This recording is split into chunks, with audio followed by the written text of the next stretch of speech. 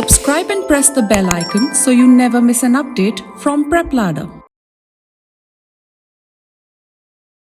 The integrated essentials are curated in order to promote connected learning, create excitement, prevent repetition, enhance the reinforcement of important topics, and improve retention so that you have a holistic learning experience. So if I can just continue from the diagnostic point of view, what we follow in acute pancreatitis is the revised Atlanta classification, right? This is very, very important. So this revised Atlanta classification describes the diagnostic criteria.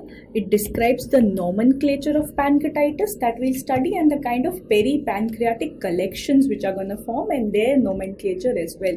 So like sir discussed in the pathophysiology, because there is destruction because of the pancreatic enzymes being released around the pancreas, there are going to be a lot of collections which will be formed in pancreatitis. All right, so that basically will be the main diagnostic need. The major first line antitubercular drugs are 5 drugs which are H, R, Z, E and S.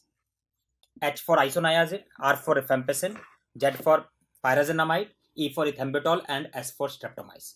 First of all, as a group, all 5 drugs, some common points you need to remember, which are commonly asked in the MCQs. First question which is asked is, out of these 5 drugs, which drug is cidal and which is static? That means which kill the bacteria, mycobacteria, and which inhibit the growth of mycobacteria. So you can remember that ethambutol is bacteriostatic, whereas all other first line drugs are bactericidal drugs. So when you look at the shape, this is a very typical lenticular shaped hemorrhage that you have, biconvex. Some people also call idli shape, ma'am. Yes. I have heard some faculty. So yes, I've also never heard it. I heard it from the students, but it's a good way to remember that idli means EDH. Yeah. So remember, this is extradural hemorrhage.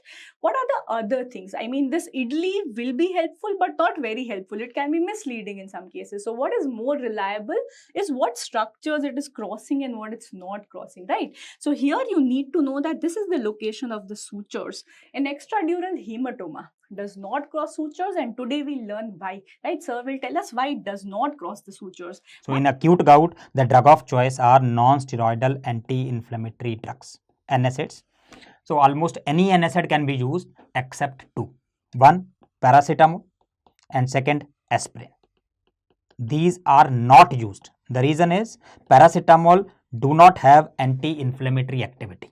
All NSAIDs, the name is anti-inflammatory. Paracetamol, it can treat pain, it can treat fever, but it cannot treat inflammation. Second, aspirin itself causes hyperuricemia in some people. So aspirin can precipitate the increase in uric acid further. So serum uric acid may further elevate. So we will not like to do that. So aspirin and paracetamol are not used. Any other NSAID can be used. We commonly use very strong NSAID which is indomethacin. So any other NSAID can be used.